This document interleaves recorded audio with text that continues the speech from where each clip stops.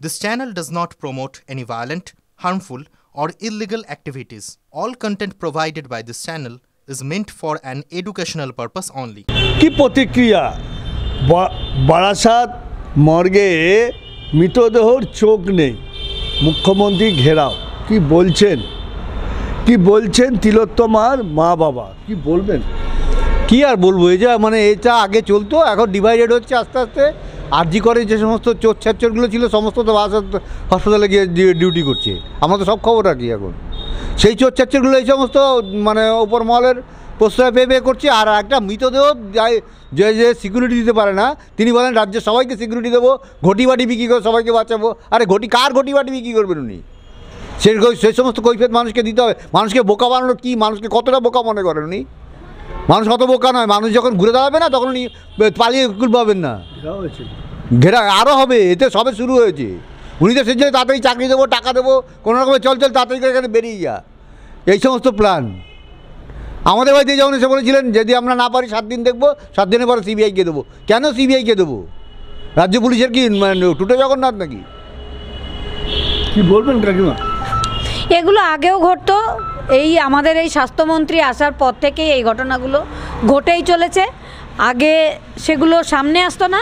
আমার মেয়ে তার জীবনটা দিয়ে এসব সামনে এনে গেছে। এইসব কারণের জন্যই আমার মেয়েরকে খুন করা হয়েছে। কাউকে ছাড়বো না, আমরা এর শেষ দেখে ছাড়বো। মৃতদেহ চোখ, মর্গে থেকে ডেড বডির কিডনি পাচার, সব মেয়ে আমাকে বাড়িতে এসে বলতো এসবের জন্যই আমার মেয়েকে খুন করা হয়েছে, তাকে বাঁচতেই দেওয়া হয়নি। মুখ্যমন্ত্রী ঘেরাও হচ্ছেন, চাকরি দেবেন। মুখ্যমন্ত্রী তো ঘেরাও হবেন। তাছাড়া যে এই যে চাকরি হারানো, যারা অযোগ্য শিক্ষক, যোগ্য শিক্ষক, এসব কি হচ্ছে? যারা যে চোর চাকরি চুরি করলো, সে এখন পার্থ চ্যাটার্জি, সে বাইরে চলে এলো, আর যারা অযোগ্য চাকরিহারা তারা রাস্তায়। কি হচ্ছে এটা আমাদের রাজ্যে? এটা মানে কেন্দ্রীয় সরকারও দেখছে না। কেন দেখছে না? আর কত শেষ হলে এগুলো দেখবে, এটা আমাদের জানা নেই। আজকে আমার মেয়েটাকে হারিয়েছি আমাদের এই স্বাস্থ্যমন্ত্রীর জন্য। কিছুতেই দায় এড়াতে পারেন না। এই যেমন চাকরি দেব, টাকা দেব, আমাদেরও এসব অফার করা হয়েছিল, কিন্তু আমরা কোনো অফার, আমাদেরও করা হয়েছিল। চোখ যাদের খুলে নেওয়া হয়েছে, তা কেউ বলছে ইঁদুরে খুবলে নিয়েছে, আবার কেউ বলছে বিক্রি করা হয়েছে। আর কিছু খুবলাতে পারলো না। মর্গে যদি তাহলে মানুষের নিরাপত্তা, আমাদের স্বাস্থ্যমন্ত্রী বলছেন আমাদের রাজ্যে সবাই সুরক্ষিত।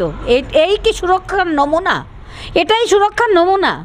আমার মেয়ে অন ডিউটি অবস্থায় তাকে খুন, ধর্ষণ হলো, এই ডেড বডি থেকে চোখ চুরি হয়ে যাচ্ছে। এটাই কি সুরক্ষার নমুনা আমাদের পশ্চিমবঙ্গে? এটা আমাদের পশ্চিমবঙ্গ নয়। আমরা এর শেষ দেখে ছাড়বো। এই দুর্নীতি কিছুতেই চলতে পারে না। আমরা লড়াই এখানেই। আমার মেয়ে আর ফিরে আসবে না। কিন্তু এই সরকার কতটা দূর যেতে পারে? নির্লজ্জ।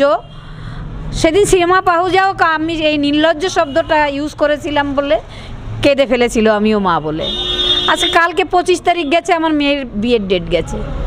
আমরা কি অবস্থায় বেঁচে আছি বলুন? কার জন্য হলো? কেন তার ডিউটি অবস্থায় খুন হতে হলো তার নিজের কাজের জায়গায়? এর জবাবটা কে দেবে? স্বাস্থ্যমন্ত্রী ছাড়া? স্বাস্থ্যমন্ত্রী তো জবাব দিতেই হবে। গতকাল 25 তারিখ তিলোত্তমার বিবাহের ডেট ছিল। তার আগেই যে ঘটনা ঘটেছে বারাসাতে, মৃতদেহর চোখ চুরি, তা আবার সেই স্মরণ করিয়ে দিল তিলোত্তমার স্মৃতিকে, তিলোত্তমার বাবা মায়ের। মুখ্যমন্ত্রী তিনি বলছেন তাদের কথা, তিলোত্তমার বাবা মার কথা, যেখানে মৃতদেহর কোনো নিরাপত্তা নেই সেখানে জীবিত লোকের কিভাবে নিরাপত্তা দেবেন মুখ্যমন্ত্রী, এমনটাই প্রশ্ন তুললেন তিলোত্তমার বাবা মা। পানিহাটি থেকে বিশ্বজিতের সঙ্গে অনন্ত চট্টোপাধ্যায়, TV9 বাংলা।